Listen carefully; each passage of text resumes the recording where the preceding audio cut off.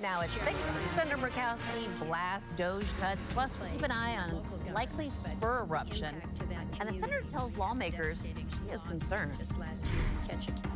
And temperatures are warming statewide, but first, more snow. I'll let you know when and where. Plus, an Alaskan connection to space as stranded astronauts touch back down on Earth. An astronaut who worked on Elmendorf replaces them. And a bridge to Juneau. You heard that right. We'll break down the plan to study the controversial idea. You're watching Alaska's news source.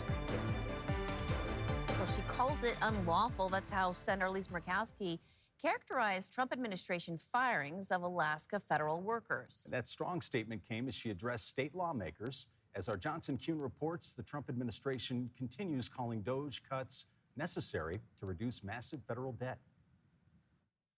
No one should feel good about this. Alaska DOGE cuts on Alaska Senator Lisa Murkowski's mind during her annual address to state lawmakers, saying even as a senator, she still does not have accurate numbers. And I can't tell you with accuracy. I can't tell you how many because no one who has that information is either able to share it or willing to share it. That comes after state unemployment insurance leaders told lawmakers last week the number of federal employees applying increased from 10 per month to 138. With those numbers in mind, she called the way DOGE is cutting inhumane. The approach that we're seeing lacks the type of planning that you need to avoid unintended consequences. In the senator's view, that includes Mount Spur as an example. With the Alaska Volcano Observatory calling an eruption likely in weeks or months, the senator referenced Redoubt Volcano's 1989 eruption as she talked about DOGE cuts. But do we really want to go back to the days of that KLM flight when it lost its engine, dropped 14,000 feet of altitude when it flew through a cloud of ash? I don't want that. The Trump administration has defended DOGE cuts, saying they are searching for and rooting out waste, fraud, and abuse in the federal government. These are people, in many cases, they don't show up for work. Nobody even knows if they exist. While the senator maintains she agrees with cuts in theory, she continues to strongly disagree with that premise and the way they're happening. And reductions in federal workforce make absolute sense. But let's do it in the right way. Johnson Kuhn, Alaska's news source.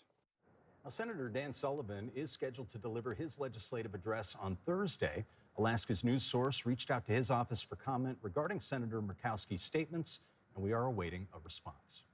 And Murkowski also talked with reporters in Juneau. She says she's standing up for what she thinks is right, even when that can be seen as going against President Trump. Some might interpret that as I am pushing back on Trump. I'm poking a finger in the eye of Trump, but I am not. I am standing up for my role as a duly elected senator and a member of the congressional branch, standing up for my responsibilities under the Constitution. And I think I can do that without it being interpreted that I am against Trump. Murkowski says that while DOGE is one of her biggest concerns, she also says not everyone is 100% in agreement about everything. And when I see that that you have the executive that is saying that funds that we have authorized, appropriated to, and have been signed into law, that they make a determination that those funds should not go forward. That's not staying in the executive lane, right? And so I'm going to speak up for the institution. And we have extended coverage of the senator's speech to lawmakers on our webpage and mobile app. We have coverage of Senator Sullivan's talk on Thursday. Well, astronauts with Alaska connections reacting after 2 American astronauts who spent more than 9 months in space are finally back on planet Earth after what was intended to be an 8-day stay. Before touchdown off the coast of Tallahassee, Florida this afternoon, Sonny Williams and Butch Wilmore spent 17 hours traveling overnight with 2 other astronauts from the International Space Station. That's the place they called home since arriving last June. Now, the group of 4, known as Crew 9, is now in Houston for a full medical evaluation. And there is an Elmendorf connection to the team replacing Crew 9 at the International Space Station. And on behalf of Crew 10, we'd like to say that today we celebrate the countless individuals all over the world that have made this journey possible. That's the voice of astronaut Nichole Ayers, who served in the Anchorage Air Force Base 90th Fighter Squadron seconds before takeoff last week.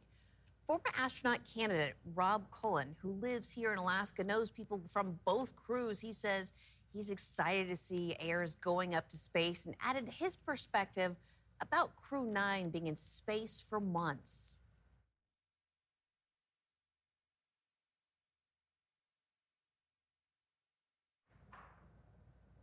All right. And right now, Crew 10 is expected to be in space until the fall.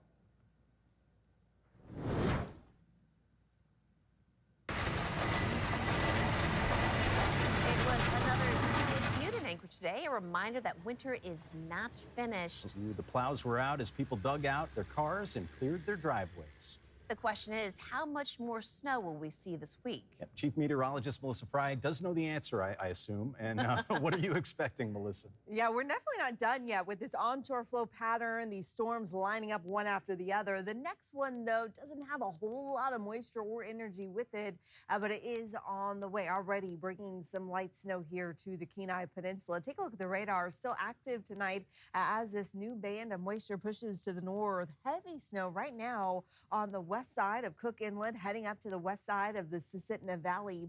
Also beginning to see that snow filling in on the eastern side of the Kenai Peninsula. Still mostly rain in Seward, but we are seeing that quickly transitioning to snow into those higher elevations. So all of this moisture is still going to push to the north. And like we've seen with the past 2 storms, we get that band of snow that sets up. And if you happen to be under that band, that's where you can get 2 to 5 inches of snow, which is what we're seeing happening right now on the west side of Cook Inlet. But as this continues to push north and east overnight, I do expect more of that snow to fill into the Anchorage Bowl and into more of the Susitna Valley. So we'll see likely accumulating snow overnight. Right now, still looking like a 1/2 inch to 2 inches on the high end. We will see again it developing later this evening into Wednesday morning. And then we'll still see chances for some light snow showers off and on through the afternoon. But temperatures are warming. It'll be warmer tomorrow than it's been all week, with those high temperatures getting back into the mid-30s. We're also going to see very wet conditions from this storm in southeast. High temperatures for you back into the low 40s. Sunny and dry as you head into the interior. Temperatures there in the low 30s. And Bethel warming up too, with high temperatures there back into the mid-teens. I'll have a look at that full state forecast here in a few minutes. Thank you, Melissa. Well, new boundaries for some Anchorage schools and new buildings for others, just some of what might be talked about tonight at tonight's school board meeting. And Joe Allgood is at that meeting. Joe, what's happening? Yeah, after the end of this school year, students from Lake Hood and Nunaka Valley Elementary Schools will be attending new schools. And tonight, the school board will be deciding which ones. Boundaries for Turnagain, Baxter, and Northwood Elementary will be redrawn to accommodate for the new students. The change is due to the fact that Nunaka and Lake Hood will be closing at the end of this school year. A couple weeks ago, the school board passed a measure giving Alaska Native Cultural Charter School use of the vacant Lake Hood building, but some disagree with that decision. Some parents from Rilkeschule German Charter School would like to see the board do a revote in the hopes that they would move into Lake Hood's old building. It's uncertain whether or not the school board will revote on their decision tonight, but we'll be following the meeting and we'll let you know what happens. Joe Allgood, Alaska's news source. And these are their faces, the 10 people who died on the Bering Air flight just outside of Nome. The first report about why the flight crashed is expected to be released tomorrow. We will follow the story as it updates. And still ahead, the state of Alaska looking at building a road from Haines to Juneau to connect the capital with a larger part of the state. We'll have those details. You're watching Alaska's news source. Well, the state has announced its plan to conduct a feasibility study to develop a roadway between Juneau and Haines. Juneau is the only capital city in the country not connected to the greater road system. Now, instead, people rely on boats and planes to get there. The DOT says an addition of a roadway out of Juneau will alleviate stress on the Alaska Marine Highway system and increase ferry access in smaller areas like Sitka and Angoon. If you had that system in place, the rest of the Alaska Marine Highway system would have more vessel availability. So the communities that are even more isolated, like Sitka out here on the coast, Angoon, we have Cake Alaska's down here on Kuperanof Island.